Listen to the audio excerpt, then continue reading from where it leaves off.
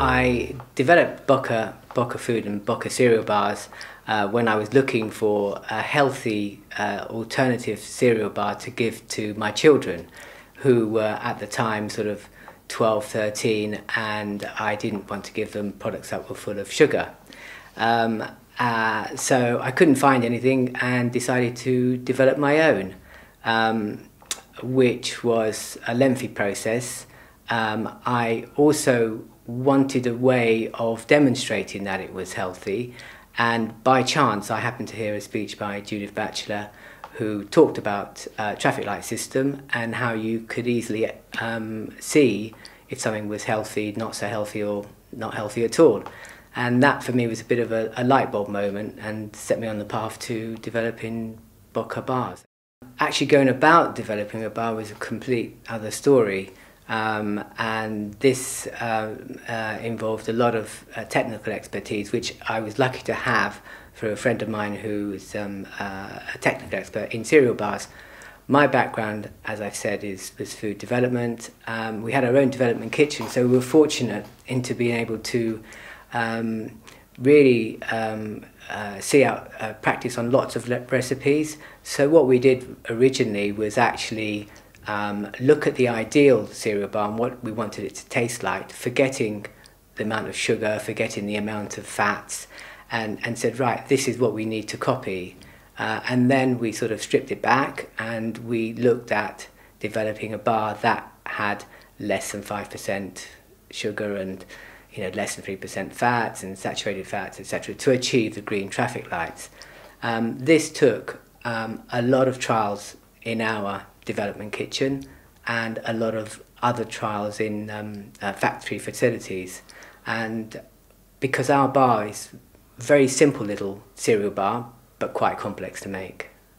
June 16 our cereal bars were ready, and luckily for us Tim Radcliffe at Blackburn Hospital saw an article in a catering journal and approached us about our bars because he was following a low sugar reduction plan, and we were lucky enough to launch into Blackburn Hospital. I think it was around August 2016. It went really well, and we were at the till points, and this led us to doing Food Matters Live in November, which went very well. Lots of hospital catering managers came to see us, but also importantly Sainsbury's happened to see us there, and 6 months later they contacted us to talk about going into their stores.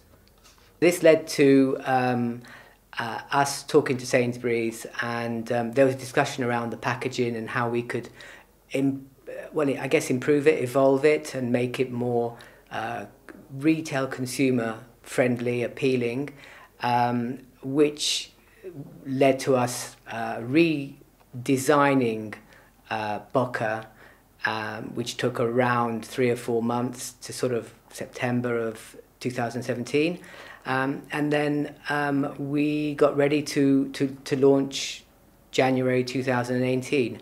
Meanwhile, obviously luckily our food service business was growing, which I guess really underpinned the whole business and helped with growth, and it then sort of developed into our business model, which was having this sort of combination of food service and growing sort of retail.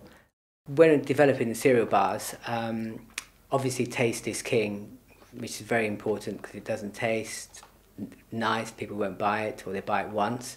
But also the consideration of how you get the message across that your bar is healthier than alternatives. And for us, the way of achieving this is through our traffic light system, and that really is our USP. In terms of our future, we're looking to expand our listings with Sainsbury's, which we're doing. We're now going into some local stores, which is great in single serving. And we've got some more development happening. We'll be launching an all green traffic light granola, and also popcorn, which will be very exciting.